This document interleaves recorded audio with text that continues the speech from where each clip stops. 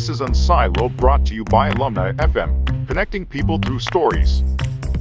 Welcome to Unsiloed. This is Greg LeBlanc, and I'm here today with Art Markman, who is professor of psychology and marketing at UT Austin. He's also got a new administrative role. Maybe I'll ask you a little bit about that later. But he's also the author of numerous books, including Smart Thinking, Habits of Leadership, Brain Briefs, Smart Change, and I think we'll talk a lot about that. And your recent book, Bring Your Brain to Work. You also have a podcast, Two Guys on Your Head, and you've made frequent appearances on various TV shows. You've written extensively for a more popular audience. And so, when I look at all your body of work, it kind of seems to me like cognitive science is kind of like the new philosophy, right?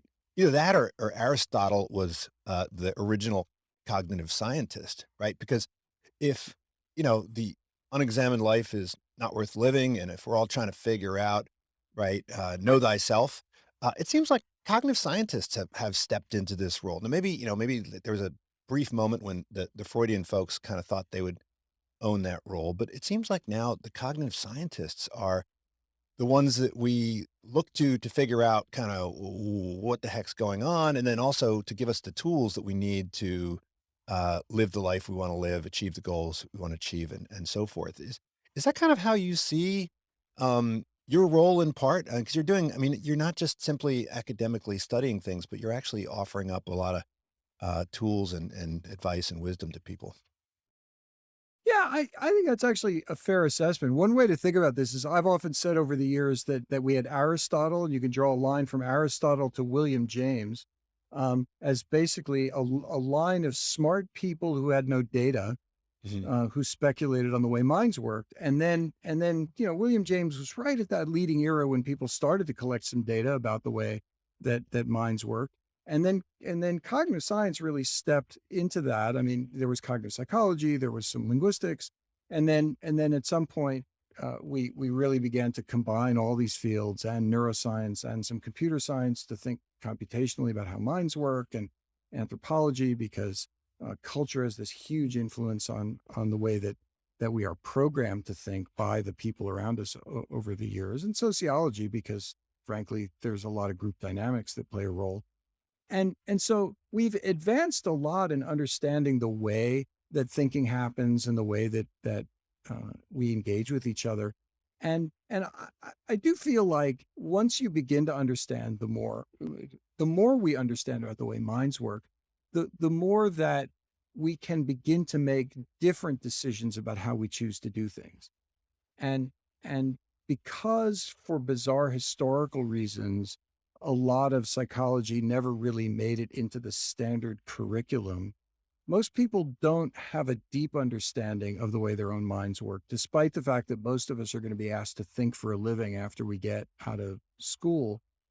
And so I feel like having a certain number of people in the field who are willing to step forward and say, hey, here are some things that we've observed that you might want to know, and that by knowing them, you could make different and informed decisions about how you do what you do. I think that's important. And so about I'd say about 15, 20 years into my career, I began to ask the question, what is the impact I ought to make over the course of my career? And when you reach the middle of your career, you could say, well, if I just took my Vita, all those papers, and if I just double that, is that it? Is that the only contribution? I thought, well, I think it'd be nice to engage a little bit more, and to bring a little bit more of the science outward, and just see how that could be used to give people a little bit more insight into how they engage with each other. I was talking to somebody a while back about the illusion of explanatory depth, and we're talking about things like refrigerators and toilets and cars and so forth. But I feel like we succumb to that when we're trying to understand ourselves, right? There's this conventional view that, oh, let's figure out what we want out of life, and then let's just go achieve it. and it's like, well, No problem. and then we discover maybe it's not that simple. And so how important is that we understand the mechanisms, right? I mean, how important is it that we have I mean, obviously we don't have to be PhDs in cognitive science, but how important is it for an ordinary person to really understand what they're up against when they're trying to, accomplish goals and so forth? Yeah, I think there's a certain amount of it that's really important. And in particular, um, a lot of us rely on our own introspection. We think about, well, why am I doing the things that I'm doing? And unfortunately, introspection doesn't get you nearly as far as Mhm. you'd like to think, in part because of the way the brain is structured. And so if you look at the motivational mechanisms in the brain, a lot of them involve circuits that run through brain structures that are phylogenetically really old. Mhm. So and you could tell that because if you were to dissect the brain of a rat or a sheep or, you know, any other kind of animal, you'll find similar brain structures. The basal ganglia in particular, despite the fact that that evolutionarily we split off from those species a long time ago. Mhm. And but if you think about it, most animals, for example, most mammals have some pretty similar goals that they need to achieve in order to stay alive. So having some mechanisms that allow animals to achieve those goals is it's really useful, and that's why those structures evolved pretty early on. And then in a literal sense, a lot of the nifty cognitive apparatus that we have got built on top of that other motivational apparatus. But but it is not interconnected with it in a way that allows us to have insight, to really look into those mechanisms. And so when we do that introspection, we're analyzing our own thoughts, but we're not really getting direct access to those motivational mechanisms. And consequently, we're sort of looking at our own motivations slightly from the outside because the way the motivational system communicates with the rest of the brain is actually through feelings that it generates. Basically, when things are going motivationally well for you, you feel good. When they're going motivationally poorly, you feel bad. And the more engaged you are, the stronger that feeling. And then you turn that feeling into an emotion through a process that psychologists have called appraisal, where you basically evaluate, well, what's going on right now? And then you say, well, that's the emotion that I'm experiencing. But because of that, you don't really know what it is that's holding you back. And the more you understand about the way the motivational system works, the more that you can stop fighting against yourself if you're trying to achieve a different goal or change your behavior in some way. But one would think that that mechanism, the way you described it, would be in alignment with goal achievement, right? So, as we get closer to the goal, we feel good. And as we get further away from the goal, we feel bad. And so this would be like, reinforcement learning, right? This should be our Yeah. ally, right? But I think, And it's sometimes it well, isn't, right? mostly it So, is. yeah. Right. But I think right. I think the thing to remember is um most of us are pretty good at achieving most of our goals most of the Mhm. time. It's not like we're not utter failures. We make it through life reasonably well. It's just, one of the things I do is when people think about changing behavior, one of the first things you have to do is to ask yourself, where are my sources of failure? And in particular, where are the sources of failure that are a signal that something has to change? Because there are really three kinds of failures, and only one of them is bad. So sometimes you fail because you incorrectly navigate the effort accuracy trade-off. So sometimes, because look, we don't have enough time to do everything we want to do. And so part of what we do, I hate people who say I always give 110% because most things in your life don't require 110%, right? The trick is give 10% when 10% is Right. required, 50% when 50% is required, and 110% when you need to give your all. And so we learn to do that. We successful adults learn this only required a little bit of my time, so I'm gonna do a poor job on that, but it's good enough.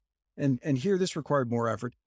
But the only way to really learn where the boundary is sometimes to put in too little effort. Hmm. And then somebody gives you feedback that wasn't good enough, and then you go, okay, next time I do this, I'm going to put in more effort, and that's great. that's benign. That's actually failing that way every once in a while that's good. So that way, And then that's the kind of failure that helps you to calibrate, right? right, exactly. And Exactly. So someone says that like if you've never missed a plane, then that means you're probably always too early. showing up too early on average, right? That's right. That's right. Exactly right. And then the second kind of failure is what I call life, or what the kids these days call adulting, which is basically making the standard set of trade-offs all of us have to make, but in order to deal with all of the limited resources we have. There isn't enough time and money and energy to do everything you want to do all the time, so you pick and choose. And as long as you fail unsystematically, you're just being an adult, because you're picking and choosing what's the right thing to do here. And over time, you manage to achieve the things you want to achieve. So where are the problems? The problems are when you get to systematic failures, where there's something that you acknowledge, this is important to me. And over a 6-month or year-long period, I have simply not succeeded at making this happen. Because that's the place where if you continue acting the way you act, you are going to continue not to succeed. So you find those sources of systematic failure, and that's the place where you now need some insight into what your motivational mechanisms are, because that's the place where all of the stuff you've been doing, including all that reinforcement learning that drove very low level choices about what to do when, that's led you astray, in the sense that I have this goal, and if I keep doing it, I'm not going to achieve some significant long-term outcome. And so is the failure to achieve these goals, the goals you intend, the goals you have sort of at, in your mind, is it because there are other goals that um, that your body, your brain are trying to achieve that, are kind of happening in the background that you're not aware of? And so when you're kind of on autopilot, you're letting those goals dominate the ones that you would like to impose on. Is that a way to think about it? When you're thinking about things like self-control issues and so Yeah. forth, or hyperbolic discounting. I mean, is it really about, I've got these conscious goals, and then there are these more kind of unconscious goals, including the goal that I like you start off the book, Smart Change, talking about, which is really about, I guess, cognitive efficiency, right? And Yeah. this is kind of the Herb Simon concept, right? Yeah. Bounded rationality, or just, the idea that you really don't want to, your brain doesn't want to expend a whole lot of effort. Um, and maybe, maybe your brain sort of, I don't know, do you think that your default mechanism underestimates the amount of mental resources that you have? I mean, is this a mechanism that evolved perhaps when, you didn't have all these carbohydrates that could fuel your thinking process? Why is it that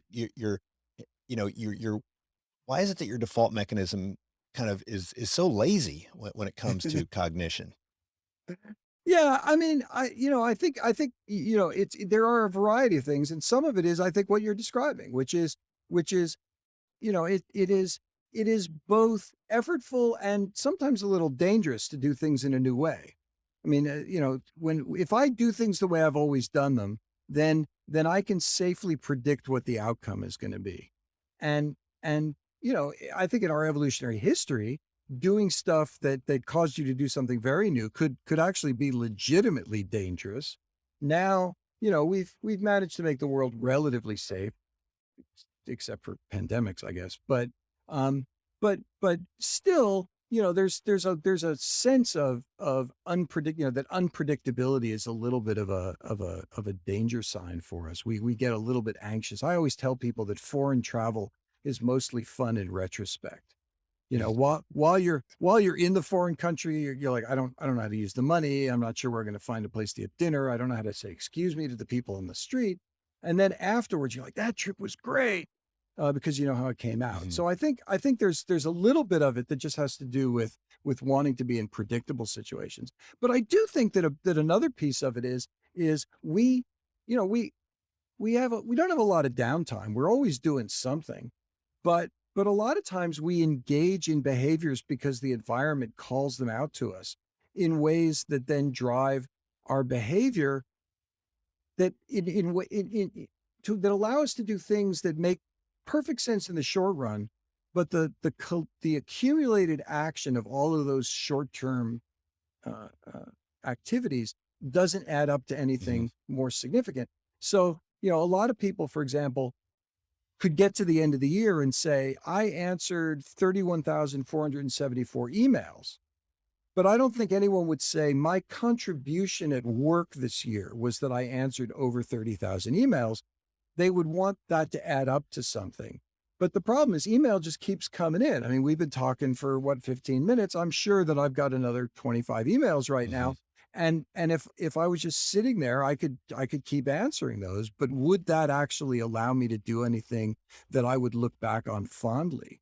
And so part of the problem too is some of the factors that drive the specific things we do moment by moment may not be the things that add up to a significant contribution that you'd like to say you made when you look back over a 6-month or 1-year period.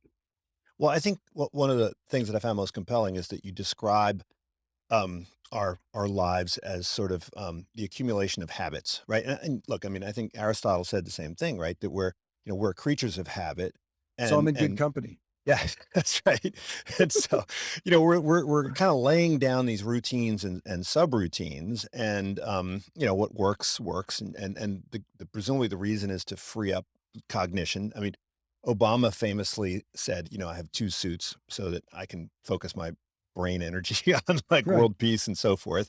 And if I have to spend time figuring out, do I want to wear the plaid suit or the checkered suit, right? That's energy I could be using for something else. And Then he wore that tan suit and look what happened. So yeah, right. Or, when you're driving, right? The reason why people used to think before the pandemic that commute time was, they actually liked it. I don't know, never liked it, but they liked it is because, the driving was sort of semi on autopilot and they could, think about other stuff. And if you had to spend all of your time, worrying about the car in front of you and, oh my God, it's a yellow line. What's a yellow line all about? Then you wouldn't yeah. presumably get any mental work done while driving. And so, if we're kind of just accumulating habits throughout life, I guess there's a couple questions. One is, does that make behavioral change more difficult kind of later in life than earlier in life because you have the like sclerosis of the, decision-making arteries? Um, and then I guess the other question is, if this is like a explore versus exploit trade-off, um, what's the optimal frequency with which we need to kind of revisit these routines? I mean, do you need to have like I don't know, how your computer does that thing every now and then where it's looking through the files and you can't actually do anything on your computer? I mean, do we need to like have a periodic uh, brainwash or scan of the habit stack to figure out like which ones of these are still useful and which ones need to be revised or discarded? Yeah. Well, there's a whole bunch of questions packed in there. And so actually that notion of finding the systematic failures, to me, that's the place where you discover I must have some habits that are getting in the way. And so really what happens when you find that systematic failure, you say, "Hey, here's this thing I'd love to do and I'm not getting it done." What that means is you've got to now figure out, well, why am I not getting it done? And usually what you discover is because I'm doing something else. And you have to ask yourself, why am I doing that? And often you then have to become an observer of your own habits. So Hmm. if you think about what a habit is, habits are memories that are relate a situation you're in to an action you're going to perform. And because memory retrieval happens automatically, you don't have to think about retrieving a memory, it just happens. You're not really aware of the fact that some combination of the external environment and your internal environment triggered this this recall of of a behavior. You're not even thinking about what it is that you've done, and consequently, you may not even know what is it that I'm doing when I should be doing the actions that would allow me to achieve this other goal. So, so one of the things you have to do is become a skilled observer of your own behavior. I actually recommend in Smart Change that you keep a habit Hmm. diary, that you spend just a couple of weeks watching yourself and saying, what am I doing? And when am I doing it? And how do I feel? And can I characterize the environment without really trying to overtly change your behavior, just to figure out what is the behavioral landscape that I'm in that is making it so hard for me to achieve the goal that I want to achieve. But, you raised an interesting question is, so does this mean that as you get older, it becomes harder to change your behavior? And the answer, like the answer to every good question in cognitive science, is it depends. Hey, that's true in business And school too. exactly right. And what it depends on in this case is often things like the environment that you're in. Mhm. So if your environment stays the same, it's really hard to change your behavior because you have a set of routines that are well adapted to that environment. And so, but if you change up the environment, it can often be really easy to change behaviors. I tell people you want to, if you're trying to change your eating behavior, you don't have to move to a new house, but you could move all the dishes and cutlery around your kitchen so that Right. now none of your specific low-level routines work anymore. And now you have 6 weeks while you're building some new habits around how to find stuff in the kitchen to also intervene on your eating behavior. And I think similarly, you can do that with all kinds of situations. I mean, if you look at work, for example, people went from often working in an office and having a particular routine to suddenly overnight in the middle of March of 2020 to work from home, which which most people weren't really mindful of that opportunity because they were just worried about the pandemic. And initially, I think people thought, well, this is just going to last for a month or two. Um, and so we didn't necessarily use that as an opportunity to say, how do I want to think differently about my work behavior? But as we begin to transition back to hybrid work environments and other things, this is a chance to think about, how do I want to structure both my home and my work environments to be better able to achieve some set of goals. So, because you asked several questions at once, I want to just mention one other thing, which is you talked about, trying to navigate and explore versus exploit trade-off, and that's an issue that we've actually, I mean, on the research side of my life have looked a little bit at exploration and exploitation. And just to be clear to everybody, in case you came to this and aren't, deeply versed in this, um, at any given moment, you have some set of things that you've done before that are actions you've taken, and you know what the outcome is going to be. And if you take that action again, you are exploiting the known aspects of your environment. And if you try something new that may not have been the best thing to do in the past, you are exploring that environment, because who knows, that might be a better action than the thing that you did before. And and what's interesting is the data, even the data we've collected in my lab, suggests that the more dynamic the environment is, the more that people explore, because they correctly recognize that when things are constantly changing, you can't rely on habits very much, because there might be something better to do out there. Unf- uh, y- the way we structure our lives, though, is actually pretty stable. We have the same, we hang out with the same kinds of people. Our house is structured in the same way. We keep, even though people change careers, they don't change them daily. And so you get used to stuff that's happening in your job, and that stability breeds a lot of reliance on exploitation. And so we often do underexplore possibilities. And I think that if you look at successful people, they often have characteristics that we think of as things like curiosity. And curiosity in some ways is just exploratory behavior.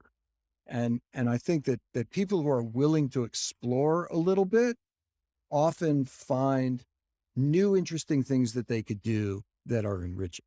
So, I mean, this means maybe if you're trying to get people to explore more, just kind of disrupt their environment somehow. So, Yeah, for instance, you mentioned how the psychology department at UT, they moved into a new building, and of course, everybody was right. kind of freaking out. But maybe that made people capable of doing a closer examination of the routines that they took for Right. granted. And maybe something good came out of it.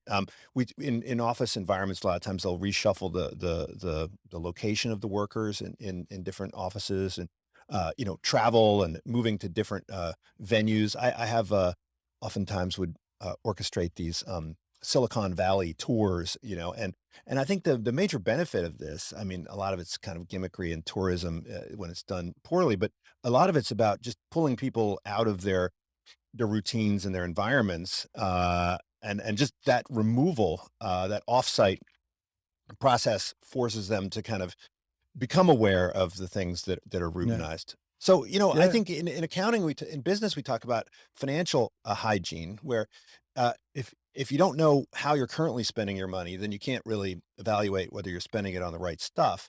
I always recommend that people do a time audit, and it's remarkable to me how few people in their ordinary lives do financial audits, but even smaller number of them do time audits. Yeah. And did you actually choose to spend that hour and a half, looking at cat videos, or did it just kind of creep up on you? And does it creep up Yeah. on you every single day of your life?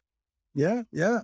It's funny. I was the founding director of a program called the Human Dimensions of Organizations here at the University of Texas, and the HDO is basically, it's for people in business and other organizations, to focus on human centered problems. So if you wake up one day and you think the biggest problem I'm facing isn't money, it's people, Mhm. then this is the kind of program that you want to focus on. And in the class that I teach in that program, which is called organizational inertia, so it's Mhm. focused on all the things that keep us doing the You have a same whole thing over class and on over that. I again. love it. Yeah. And one of the things we do is to have people actually analyze some of their own habits as an assignment. And Mhm. it's partly to get them to begin to do this kind of time audit, because as you begin to observe what you're doing, you suddenly go, "Oh, I can't." So a lot of people will say, "Well, I'm going to monitor my cell phone use for the week." And then they'll discover how much time that they are spending stopping themselves from doing other things in order to check the notifications on their cell phone. And when they finally realize how much time that's taking up, then they begin thinking, "Oh, maybe I can shut the phone off for a couple of hours, or stick it in a drawer somewhere, or just keep it otherwise away from me, so that I don't get sucked out of something that was probably more important, in order to find out what my arch enemy said on Twitter last Mhm. week." So I wonder if you could talk a bit about, consciously choosing habits and then adopting them, right? So, you know, we all brush our teeth. And if we had to do a cost benefit analysis every single evening about, whether we should brush our teeth or not, we probably wouldn't brush our teeth as often. And it would certainly suck up a lot of our mental energy. So we kind of make that decision once. We say, okay, does it make sense to brush our teeth or not? Yes. Okay, let's just do it. But, there are plenty of other situations. I've had friends and family where, you try to get them to, you know, put the dishes away after dinner or whatever. And if you have to decide that every single day, then every day it looks like a pain in the butt. But if you kind of Yeah, make it automatic, then you just decide once and whatever. You talked about learning a new instrument, and yeah, you also use examples of whatever, weight loss or smoking cessation. But if you're trying to adopt a new habit as opposed to stopping some old habit, how do you kinda lay this down? I mean, it seems, you say, "Okay, I'm gonna learn the saxophone," but then the next day you're like, "I got all this other stuff to do. I'll skip it," right? How yeah, do you lay down that new habit? yeah. So in order to lay down a new habit, the first thing you need to know is where do habits come from, and habits have a very simple formula. And the simple formula is, first, as I said, habits are memories that relate a situation that's both the external world and what's happening in your head to an action. And so the first thing you need to know is you need to have what technically is called a consistent mapping between the world and the behavior. And by Mhm, a consistent mapping, what that means is that whenever you're in that situation, that's you're going to perform that action. mhm, And um, they exist in the world. So for example, the light switches in your home don't move. mhm, So because they're always in the same place, you can can eventually learn without having to think about it where to move your hand in order to get the light to go Yeah. on in a room in the house.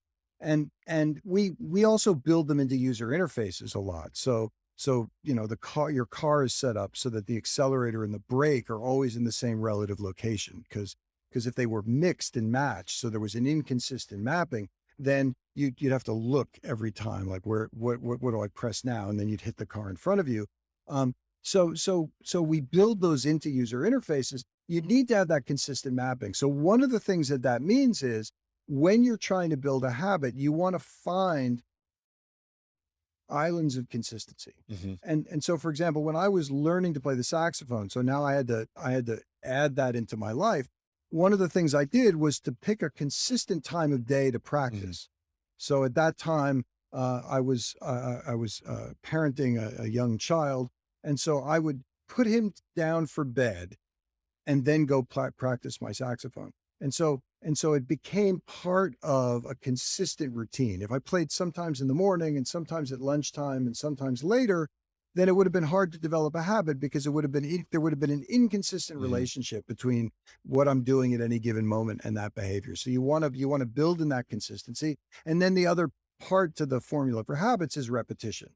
You have to just do it several times, and enough times that you have enough memories to so that you can remember what you're supposed to do. And that of course inevitably leads to the question, how many times do you need to do it? And then if you read popular accounts of habit formation, they say it's 21 or 60 or 80. And again, the answer is sort of it depends. But for practical purposes, if you do something consistently, 20 or 30 times, chances are you will get to the point where you are starting to build a habit around it. But it's going to take longer if you have some competing habits already in the Hmm. system.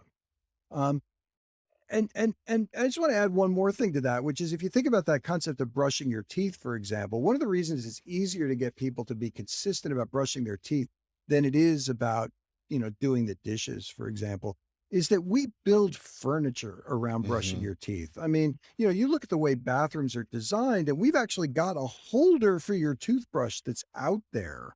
And so we have structured that whole environment to make everything available for you to see in your world so that you don't forget to do it. Anything in which the world's a little bit more dynamic, makes it more difficult. So, for example, one of the things we often do at home, if you're living with other people, whether it's a spouse or partner or kids, is you try to be fair in the allocation of chores. So you do things like say, well, we're each going to clean up after dinner one day a week.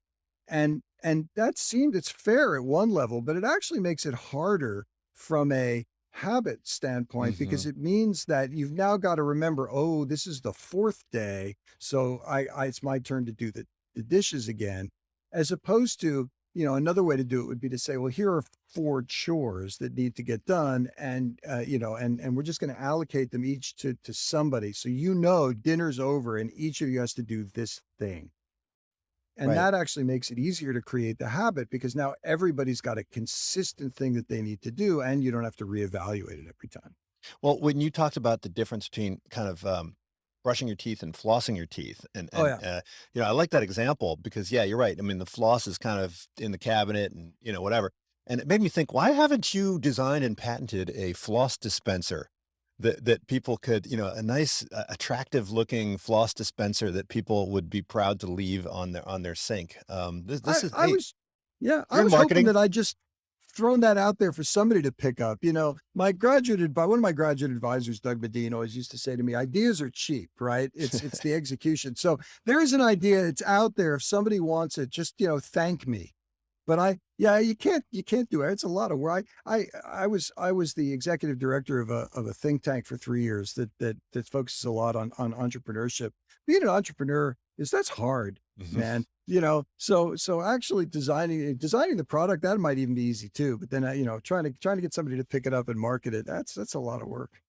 But you also highlight the importance of the connection between kind of motivation and attention. And I found this story interesting, right? Because when you think about things, whatever, like washing the dishes or whatever, You know, there are people that the people who do it also notice it, right? And the people who don't Mhm. do it don't notice it, right? And so, Yeah. what you see in the environment around you is influenced by your motivations, right? So, if you're someone who's really interested in like sweets, you see sweets everywhere. And if you're, Yep. say, Yep. a drug addict, you're going to notice whenever anybody is holding that particular drug, right, in a way that would be invisible to the folks that aren't addicted to the drug, right? So, Oh, yeah. so how do you?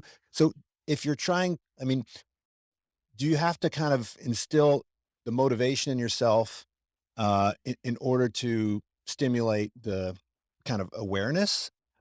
Or do you kind of start with do you have to cultivate the awareness in order to fuel the motivation? Like, being aware, oh my God, there's dirty dishes, there's laundry, all this kind of stuff. Maybe I should do something about it. Or do you have to start by saying, hey, I really want to be the kind of person who has, an orderly environment. And oh, what do you know? It's not orderly, right? How do Yeah. those Yeah. things relate? Yeah, I mean, at first it can go either way, and some of it depends on how attractive um, that particular thing is to you, just independently of the action, right? So new cars, for example, are really interesting to some people and not to others. But if you're the kind of person who's really interested in a new car, then you'll notice it. Hmm. um, but we've all had the experience of going shopping for a car and suddenly noticing everybody else on the road driving the same car. Yeah. Where you may never have seen it anywhere before. Suddenly you're thinking, I might buy that car, and suddenly it's everywhere because now you've got this motivation. So you can do this either way. If you're the kind of person who just finds a particular thing really attractive, you're gonna see it there. Um, but you can bootstrap your way into it by engaging that as a goal in a more top-down way. So if you're not the sort of person who's kept an orderly house, you may never have noticed all this junk around. And then somebody says to you, you've really got to get a grip here and clean the house. So you do it. You say, okay, I'm going to just set the agenda. I'm going to do it. But if you do it and you start doing it consistently, suddenly you start noticing, oh, there's a sock on the floor or whatever it is. And this is actually, interestingly, right, this is the source of many arguments among people living together.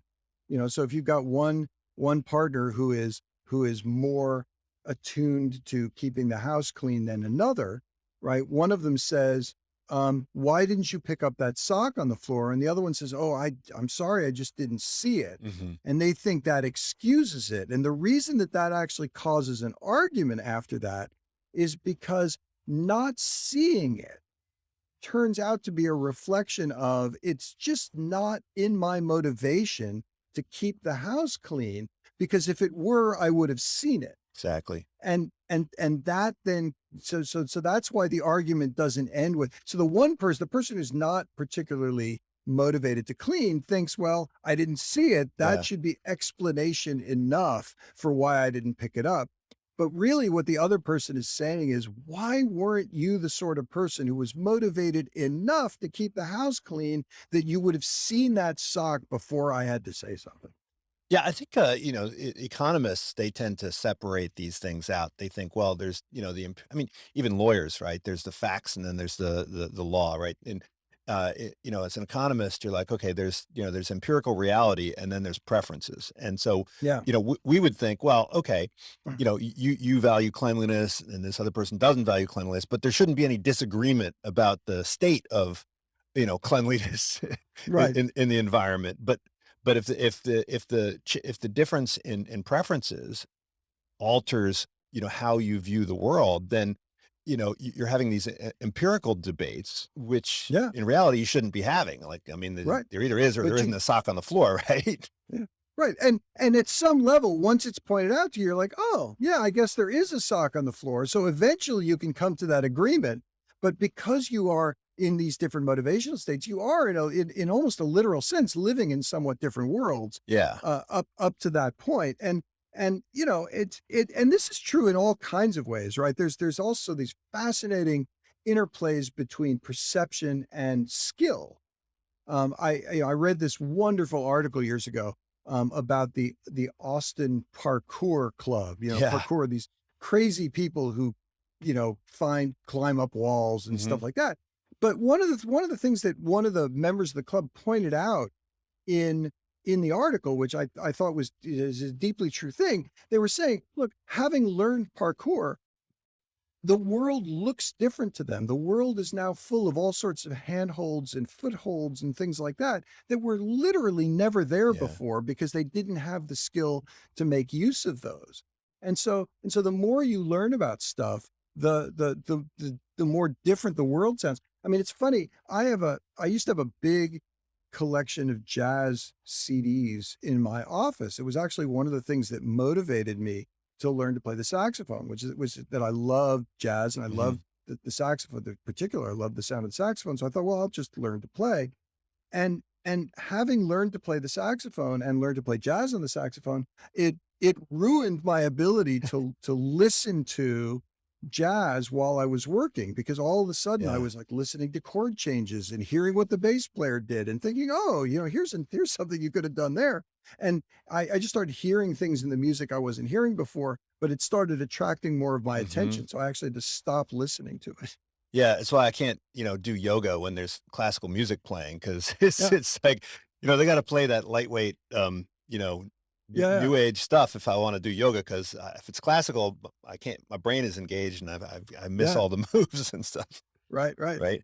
But but I want to get back to a central theme in the book, Smart Change, which is, you talk about the kind of go system and the stop system, right? And Yeah. obviously this is a very simplified view of things, but what I like about it is that you emphasize that stopping is harder in a way, Yeah. right? And Yeah. and when we talk about things like losing weight or stopping smoking, and we talk in terms of willpower and say it's just about like, hey, just don't do it. But you're arguing that maybe you need to kind of replace that desire with a different desire. Yeah. Yeah. But the problem there is that the desire to not be a smoker is in many ways less immediately evident than the desire to have a cigarette, right? So Yeah. so Yeah. how do you take that long-term goal which you're pursuing and convert it into a short-term goal? I mean, this is something that in Yeah. in marketing, right, in business, this is always a big issue. If you're trying to get people to conserve energy, you Yeah. know, that it doesn't translate into, hey, should I, use the hair dryer or not, right? Yeah. So how do you Yeah. and I always think in terms of diet, you mentioned that you are a plant-based um eater.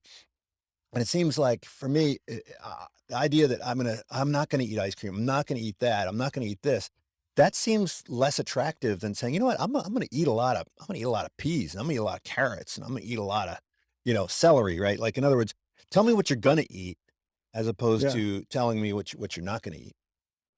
Yeah. So let's break this down, right? So first of all that motivational stuff we talked at the beginning about developing these habits, basically your motivational system engages some goals. It causes you to notice things that are related to those goals. It drives you to act. It gives you energy to act. All of that is that go system. And the go system works really, really well, partly because it's got all these brain mechanisms that, as I mentioned, are buried deep inside the Yeah. brain and Well, you are don't get a phylogenetically reward really old. signal. You don't get a reward signal for not doing something, right? That's right. You only get a That's reward signal for doing something, for right? doing right, and that's why right, and that's why you get that. That's why habits are you create habits when you do stuff, and then there is a mechanism that kicks in when you engage a goal that you don't really want to perform. And a simple example I use is like the first time I ever got a car that had a fob that just connected to the car without having to put a key into the steering column and turn it. Still for 2 weeks, I walked up to my car and pulled the key out of my pocket and joyfully jammed it into a steering Right. column that had no receptacle for it. Uh, and but there was a period after that where I'd start to pull the key out of my pocket and then stop myself before I finally just got to the point where I didn't pull the key out at all. And it was that middle period where I was engaging this secondary set of mechanisms, this inhibitory system in which that go system was saying, pull your key out of your pocket and and this other system, this stop system, was going, oh no, you don't. Um, and it, it works okay in the short term. The problem is it's effortful. You've got to remember to do it. You've got to think about it. It's the reason why when you're driving home from work and you're supposed to pick up milk or something on the way home, that you forget until you're in your driveway. Because what happens is you've got this whole set of habits that are running off gleefully with your Go system, one after another until you get into your driveway. And what you're supposed to do is to stop yourself somewhere in the middle of that to remember you're supposed to pull into a store in order to buy milk. And if you get distracted, so you don't have the mental energy available at the moment when you're supposed to make that turn, you miss it until you get home. And then you're like, oh, I forgot the milk. So it's effortful to engage. It can be disrupted by stress. It can be disrupted by chemistry, right? This is, everyone knows somebody. None of your listeners have ever had this happen, but we all know people who've like had too much to drink and then done something they later regretted. That's, so we can people can cause failures of that stop system in all kinds of ways. So you can't ride the brakes. You have to find an alternative behavior you're going to engage. You basically have to reprogram that Go system to create a set of actions you're going to perform rather than things you're going to avoid doing. And that's why some of the hardest habits for us to change are the ones that involve not doing something or doing less of something. And it could be a physiological thing like eating or smoking, but it could be like, I want to check my email less often, or I want to check my cell phone less often. That's harder because it's not really an action. And so part of what you need to do is, part of what you need to do is either to create actions to replace it, or try to reassociate the feeling that came along with, I want to do this other thing, with a different action. So for example, so you mentioned I do this podcast called Two Guys on Your Head, and the other guy in this is a guy named Bob Duke, who's a music professor and psychologist at UT. And, we talk about just 7.5 minutes of random things about psychology you might wonder about. And one of the things that he talks about related to this is when a music teacher is teaching students how to practice, one of the things that'll happen is a kid will practice for 5 minutes and then say, this is hard, I'm going to stop. And what they suggest teaching to kids in that situation is, when you get that feeling, I'm going to stop, have them set a timer for a couple of more minutes and then play a few more minutes, or play one more song before you stop. So I'm going to stop, but I'm going to practice one more song and then I can stop. And what's nice about all of those routines is what they're teaching you is, when you feel like I need to give up right now, associate that with, I'm going to play one more thing. Mm-hmm. Because what'll happen is, a lot of times you'll play that one more thing and it'll be interesting and it'll be sort of fun. So then you'll play another one and you'll keep going. And suddenly, you'll actually finish the full practice time instead of quitting. So what you're doing is taking that feeling and associating it with a different action, not I'm going to quit, but rather I'm going to quit after I do this. And so each of these involves adding a behavior into the routine.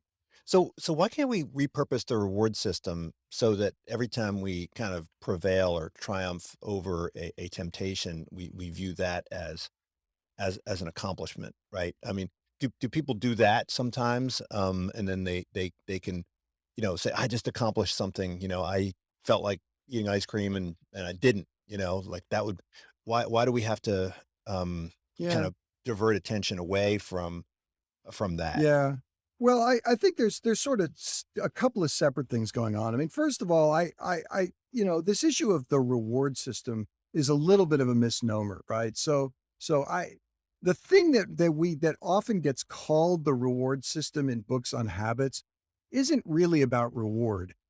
If you look at all the old studies of because a lot of this notion of there being a reward system came from studies on rats and things like that, learning behaviors, and you'd record from electrodes in the brain, and you'd find that there were these cells that release the neurotransmitter dopamine that would release dopamine when a reward was given. And so then people went, oh, dopamine, that's the chemical that must make you feel good when you got a reward. No, it really, what's going on is that was the cells that became active in the presence of something unexpected. And the unexpected thing was I performed this action and they gave me a reward. And so then your brain went, learn that, Mhm. right? That was great. Learn that. Because if you look at what happens in rats, after the reward becomes completely predictable, you don't get the reward signal anymore. Now that doesn't mean that the chocolate milk or whatever you were given to the rat wasn't rewarding anymore. It means it was predictable now. The rat knew, in this environment, I do this thing, I get this reward. I know what's going to happen. I don't need to learn anything anymore, right? It's not, dopamine isn't the pleasurable thing. I mean, it's endorphins. It's, there's a great bit of work now on these endogenous cannabinoids, right? Where if you ask where the runner's high comes from, everyone said, oh, it's endorphins. No, endorphins dull the pain of running. Mhm. And I'm a runner, I get it. You run and stuff hurts, but then it doesn't hurt after a while, not because you got used to it, but because your brain releases pain desensitizing chemicals, endorphins, that stop it from hurting. But that doesn't give you a high. The thing that gives you a high is some people who run, apparently not me, actually get a release of the kinds of neurotransmitters that cannabis also binds to, and that gives you actually a bit of a high. Because if you had no receptors in your brain that could make you feel high, then cannabis wouldn't work, right? I mean, you got to ask yourself, why are these receptors in there if there aren't other chemicals that your brain uses that would bind to those? I guess So, you also get the munchies after running too, right? well, yeah, that I do get. That I do get. So anyhow, this dopamine signal isn't inherently rewarding. It's a signal to the brain that something unexpected Mhm. just happened. Learn that so that you can do this again in the future. So it's a positive thing that happened that was unexpected. And so, I think we need to understand that when we're in these habit learning situations, it's the unexpectedness that leads Mm. to that particular thing. And so now to get back to the specific question that led to this, so why then don't you just don't you feel a reward for not doing something successfully? And the answer is because nothing unexpected happens when you don't do something. Then Right? then I didn't do something and nothing yeah. happened. I'm constantly not doing things. And remember, these are really low level brain mechanisms that are at work. This is not, conceptually speaking, I did this thing and now conceptually I understand what the outcome was. This is at the level of, stimulus response. This was the state of the external and internal world. And then this was the outcome in my external and internal world. And I'm learning the relationship between those. And so there, all of the conceptual knowledge I have that pats myself on the back by saying I successfully didn't eat ice cream today doesn't affect all those low level mechanisms. The next night comes along and I still want ice cream. So what I need to do instead is that reassociation so that I get a different, so that those low level mechanisms kick in. So now I know I wanted to eat ice cream. You know what? I'm going to work on a puzzle instead, because it is really awkward to eat stuff and do a puzzle at the same time. And then I'll just learn at that moment when I'm, at that time of day when I'm feeling like I ought to sit down and have ice cream, I'm going to work on my puzzle or read my book or do this other thing. Well, then if it's not, look, I mean, habits are inherently predictable, and so there's nothing unexpected. So if you've got the habit of, you know, playing the saxophone every day, or you've got a habit of, putting the dishes in the dishwasher, or anything else like that, where's the satisfaction come from? I mean, Well, the satisfaction, when I yeah, put the dish in the dishwasher and press that button and shut it, like I feel great. It's like, I just yeah, did something. You make your bed, you're yeah, like, I just made my bed. Like, what if that's, it's certainly yeah, not but unexpected. So what if it's not dopamine? Like, what are you getting when you yeah. when you feel Well, that? those are all those other little pleasure chemicals that we have. I think that's the thing is Hmm. we keep thinking that somehow it's that learning signal Hmm. that was also the signal that made it feel good. And it's not that. it's, after a while, I can do this thing by habit. I don't need to learn anything anymore, but I still can enjoy it. Yeah. Right. So I can still sit there and play the saxophone and feel awfully good about that. But that's not because I got some dopamine rush. It's Right. because I got a rush of other chemicals that were that were part of that desirable response. The dopamine system was the thing that was driving attention and learning.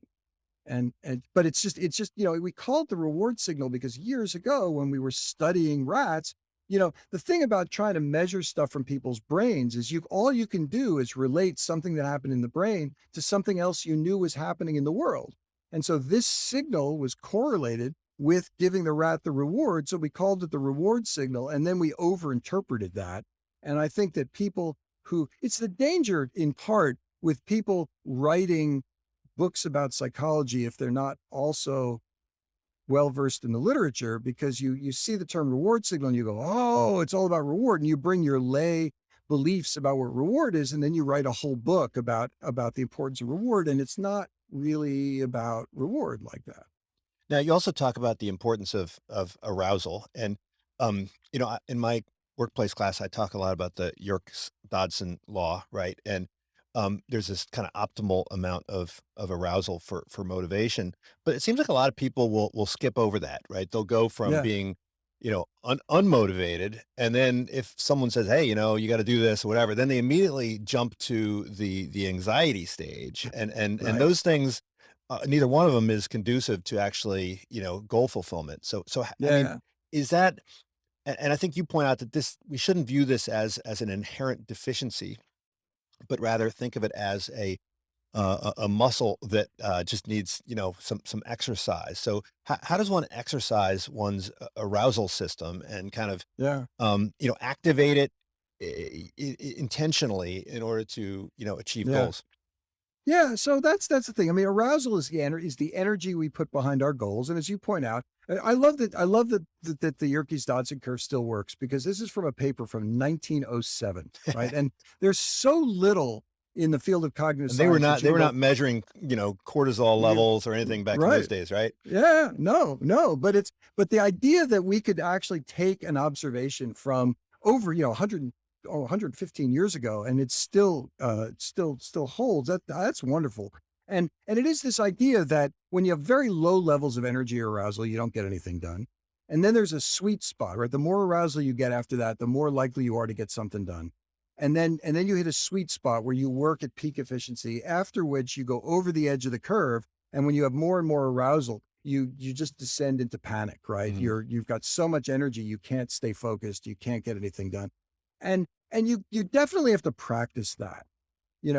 Particularly, think about what happens when you take on a new job, for example. You want to impress everybody at your new job, and um, you're worrying about being judged by other people. And so you've got a pretty high level of arousal to begin with, but you don't even know what to do with it yet because you're new at the job. And then somebody says, go do this. And now, having given you the order and knowing you're being watched and everything else, you're like already over the edge of the curve. And so then that first week you find yourself not doing anything well, not only because you're not 100% sure how to do things in that environment, but also you're just completely hyper aroused.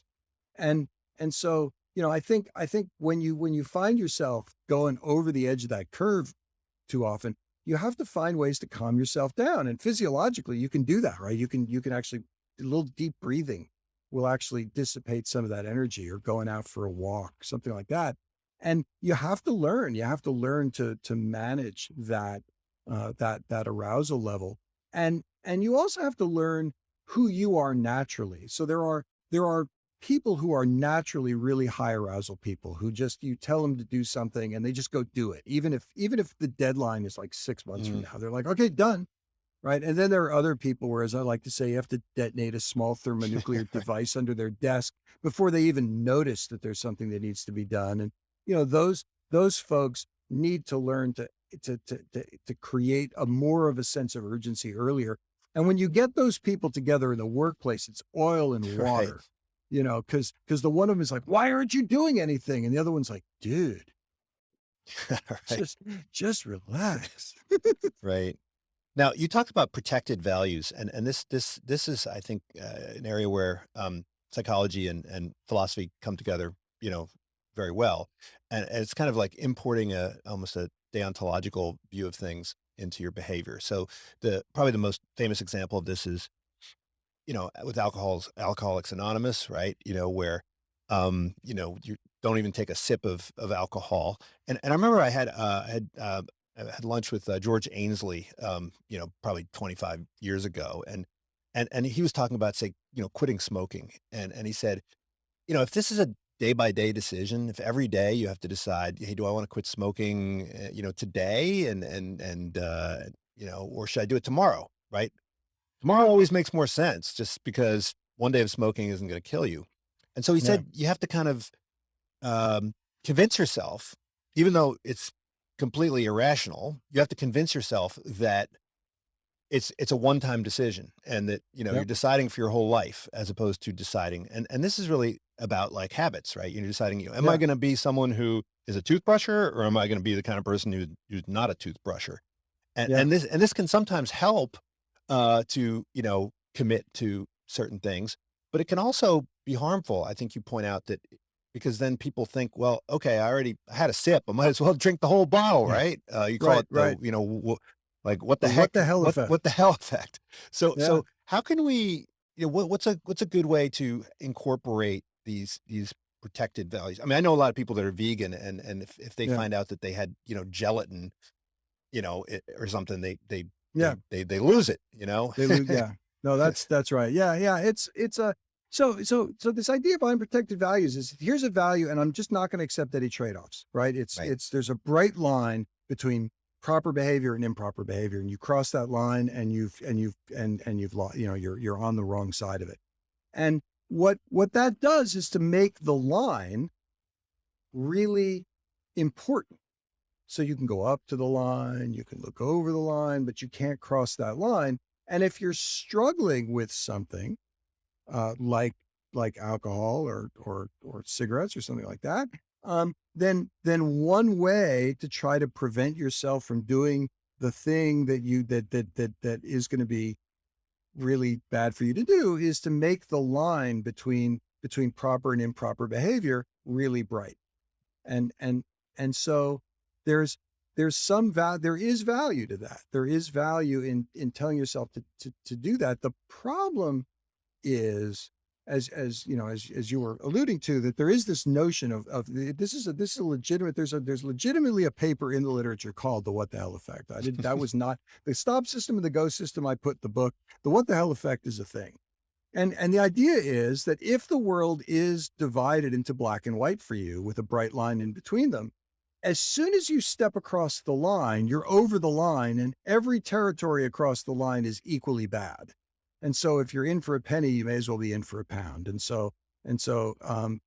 that's a potential problem because now, you can engage in not just a little bit of bad behavior, but a whole bunch of bad self-destructive behavior, because now you're on the wrong side of the line.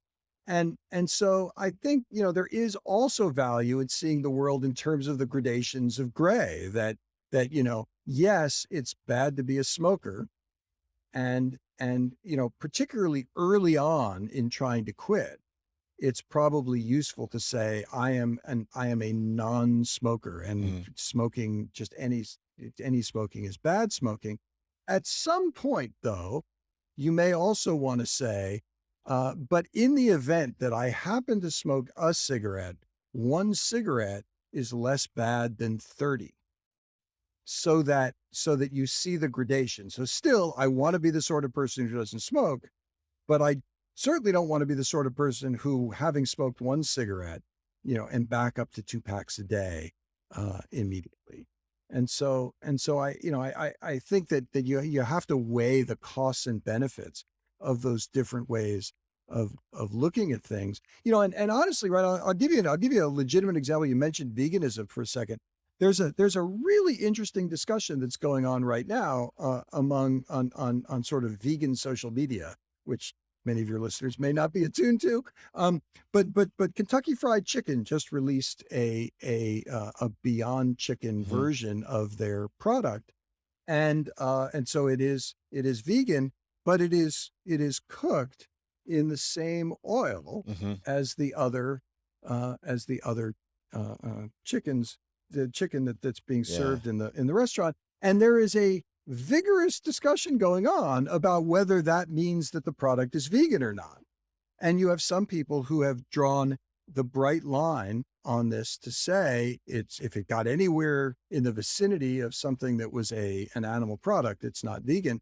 And there are other people who are saying, taking a more utilitarian view, which is to say that if part of your, there are many reasons why people become plant-based. For me, it was largely about the way that I wanted to eat. But for many people, they go plant-based because of wanting to minimize the number of animals that are used for food. And so there are many vegans who are saying, well, if buying this product makes it more attractive for the company to continue making this product, which in the long run is likely to decrease the number of animals who are used for food, which helps to achieve a long-term goal, despite the fact that it may have come into contact with oil that was used for something else. So what's interesting is you get different ways of looking at this. And I think there's a case of being willing to see some of the gradations has helped some members of the community to think about this in ways that might have a bigger long-term impact on the long-term goal of reducing the number of animals used for food.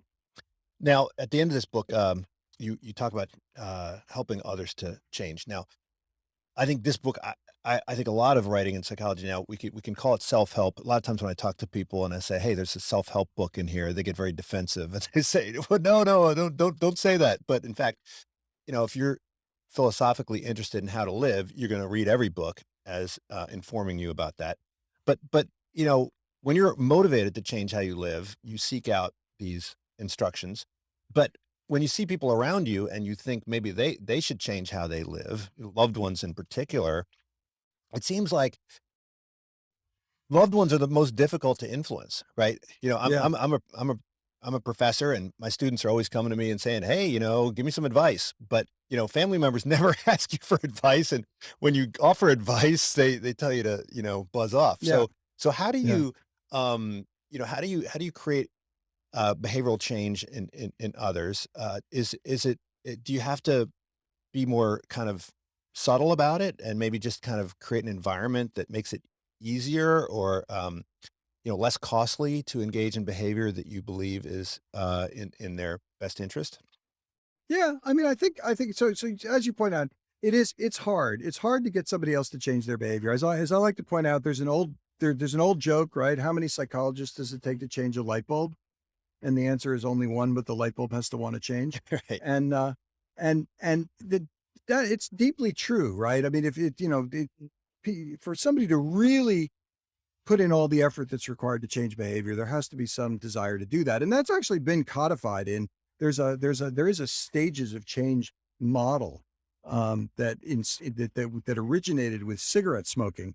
That basically says, yeah, there are these what they call pre-commitment stages of change in which you're thinking about it, but you're not really ready to do it yet. And it's only when you want to change that you actually start getting real movement towards it. So it's that's definitely a piece of it. So when you're trying to influence the behavior of other people, a lot of what you're trying to do is to play around the margins of that. I mean, you can try to create some arousal, some energy to try to change. So one of the ways you create a desire or an interest in changing is to try to create what I sometimes call a bridgeable gap. And the idea behind the bridgeable gap is the gap is a gap between where you are right now and where you might like to be. So if I were to say to you, hey, here's this thing you said you want to be able to do and Hmm. you can't do it right now. And if I believe that I can convince you that that's because of a behavior you're engaging in. So, you get to the top of the stairs and you're really winded. And I say, if you stopped smoking, you might not be so exhausted when you get to the top of that flight of stairs. I'm showing you a gap. Now, the reason that I call that bridgeable gaps matter is the gaps create energy. They create a sense of arousal. But in the physics literature, what we know is that energy without direction is heat, Hmm. which psychologically we could think of as frustration. but energy with direction is work. And that's an actual thing. Energy plus direction in physics is work. And so if I can give you a direction, if I can say to you, this gap could be bridged with this set of actions, then I might be able to help direct some of that arousal towards those actions. So I can try to help motivate you by pointing out some of these bridgeable gaps, but I will annoy you in the short term by doing that, right? I mean, so if it's a close family member or something, you got to be a little careful about how often you want to annoy people. Um, but then in addition to that, I do think that you can make use of some of these other elements. So you can you can make desirable behaviors easier to perform than undesirable behaviors. So for example, if you're trying to influence somebody else not to eat that ice cream at night, stop buying the ice cream. Hmm. It's really hard to eat an ice cream that isn't in the house. And so making an undesirable thing less available is, that can be really helpful.